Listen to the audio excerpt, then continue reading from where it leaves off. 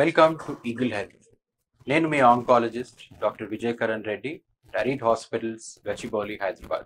ఇవాళ topic throat cancer. Throat క్యాన్సర్ని మనం ఎలా కనిపెట్టచ్చు, దాని టెస్ట్లు ఏముంటాయి, దానికి ట్రీట్మెంట్ ఆప్షన్స్ అనేది ఏమున్నాయి. సో థ్రోట్ అండ్ మౌత్ క్యాన్సర్ని హెడ్ అండ్ నెక్ క్యాన్సర్స్ అంటాం. సో మౌత్లో ఏమైనా అల్సర్ వచ్చి, టంగ్లో కానీ చీక్లో కానీ అల్సర్ వచ్చి చాలా కాలం వరకు అది తగ్గకపోతే, మీకు గొంతులో మింగడానికి కానీ మాట్లాడడానికి కానీ కష్టమైతే ఒక డెంటిస్ట్ కానీ ఒక ఈఎన్టీ స్పెషలిస్ట్ కానీ దగ్గర మీరు వెళ్ళాలి. వెళ్ళిన తర్వాత వాళ్ళు ఎగ్జామిన్ చేసి, గొంతులో ఉంటే లారింగోస్కోపీ అంటాము, గొంతులోనే ఎగ్జామిన్ చేస్తారు. మౌత్ లో ఉంటే మౌత్ ఎగ్జామినేషన్, ఓరల్ ఎగ్జామినేషన్ చేస్తారు. సో అక్కడ మనకి ఏమైనా సస్పీషియస్ లీజన్స్ కానీ గటులు కానీ కనిపిస్తే దాని నుంచి టిష్యూ తీసుకుని బయాప్సీ చేసి అది క్యాన్సరా కాదా, ఒకవేళ క్యాన్సర్ అయితే ఏ టైప్ ఆఫ్ క్యాన్సర్ అని మనం తెలుసుకోవచ్చు.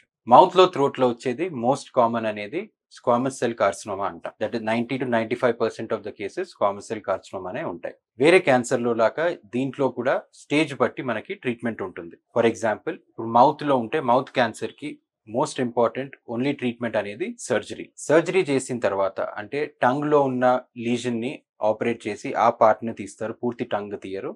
చీక్ లో ఉంటే చీక్ లో ఉన్న ఏరియాని తీస్తారు, పూర్తిగా చీక్ అనేది తీయరు. సర్జరీ అయిన తర్వాత ఆ సర్జరీ రిపోర్ట్ ప్రకారము మనం రేడియేషన్ అనేది అవసరం పడుతుందా లేదో తెలుసుకోవచ్చు. Surgery main treatment, curative treatment for mouth cancer. So ఇప్పుడు మౌత్ క్యాన్సర్ నుంచి మనం ఎంకాలకి వెళ్తే మనకి థ్రోట్ క్యాన్సర్ అనేది వస్తుంది. థ్రోట్ క్యాన్సర్లో 3 పార్ట్స్ ఉంటాయి. అప్పర్ పార్ట్ని మనం ఓరోఫారింగ్స్ అంటాము, మిడిల్ పార్ట్ లారింగ్స్ అండ్ హైపోఫారింగ్స్ అంటాము, మనం తినే ఫుడ్ వెళ్ళేది. ఆ హైపోఫారింగ్స్ అనేది కింద మనకి ఫుడ్ పైప్లోకి వెళ్ళిపోతుంది. సో ఈ ఏరియాలో మనకి ఏమైనా సిమ్టమ్స్ వచ్చినప్పుడు, పెయిన్ డ్యూరింగ్ స్వాలోయింగ్ కానీ తినడం కష్టం కానీ, ఈఎన్టీ స్పెషలిస్ట్ లారింగోస్కోపీ, ఎండోస్కోపీ చేసి గుర్తిస్తారు. ఒకసారి గుర్తించిన తర్వాత ఏ టైప్ ఆఫ్ క్యాన్సర్ తెలిసిన తర్వాత మనము ట్రీట్మెంట్ తెలుసుకోవచ్చు. థ్రోట్ క్యాన్సర్ కి మనం సర్జరీ అనేది అవాయిడ్ చేస్తాం. ఆర్గన్ ఫంక్షన్ ప్రిజర్వింగ్ అంటే ఆ ఏరియాలో మనము ఒకవేళ ఆపరేషన్ కానీ సర్జరీ కానీ చేస్తే దాని తర్వాత పేషెంట్ కి క్వాలిటీ ఆఫ్ లైఫ్ అంటే వాయిస్ పోవడం కానీ స్వాలోయింగ్ కానీ ప్రాబ్లమ్ వచ్చే అవకాశం ఉంటుంది. సో ఈ కాలంలో లేటెస్ట్ ప్రోటోకాల్స్ ప్రకారం మనం సర్జరీ ఒకటి అవాయిడ్ చేసి దాన్ని రేడియేషన్ తోటి ట్రీట్ చేస్తాం. సో థ్రోట్ క్యాన్సర్లో రేడియేషన్ అనేది ప్రైమరీ ట్రీట్మెంట్. ఈ రేడియేషన్ ట్రీట్మెంట్ 6 to 7 వీక్స్ ఇస్తాము. స్టేజ్ బట్టి దీంతో సహా కీమోథెరపీ అనేది అవసరం కూడా పడవచ్చు. సో రేడియేషన్కి వచ్చే సైడ్ ఎఫెక్ట్స్ థ్రోట్ క్యాన్సర్ కాబట్టి ఉట్టి ఆ ఏరియాలో ఇస్తాం.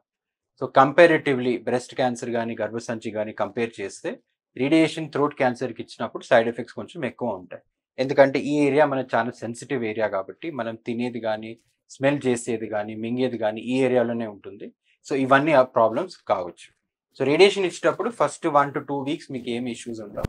థర్డ్ వీక్ నుంచి తినడం కానీ స్వాలోయింగ్ కానీ స్మెల్ కానీ టేస్ట్ కానీ ఇవన్నీ చేంజ్ అయిపోతాయి. ట్రీట్మెంట్ అయ్యే వరకే సైడ్ ఎఫెక్ట్స్ ఉంటాయి. ట్రీట్మెంట్ అయిన తర్వాత ఇవన్నీ రివర్స్ అయ్యే అవకాశం ఉంటుంది. ఈ రివర్స్ కానీ సైడ్ ఎఫెక్ట్ ఏంటంటే మౌత్ డ్రైనెస్ ఒకటి, అంటే స్వాలోయింగ్ డిఫికల్టీ ఒకటి, లాంగ్ టర్మ్ గురించి అవకాశం ఉంటుంది. సో మనం రేడియేషన్ కానీ స్పెషల్ టెక్నాలజీ వాడి ఈ సైడ్ ఎఫెక్ట్స్ తక్కువ చేస్తే patient quality of life, cancer cure అయిన తర్వాత పేషెంట్ క్వాలిటీ ఆఫ్ లైఫ్ అనేది చాలా ఇంప్రూవ్ అయ్యే అవకాశం ఉంటుంది. Thanks for watching eagle health.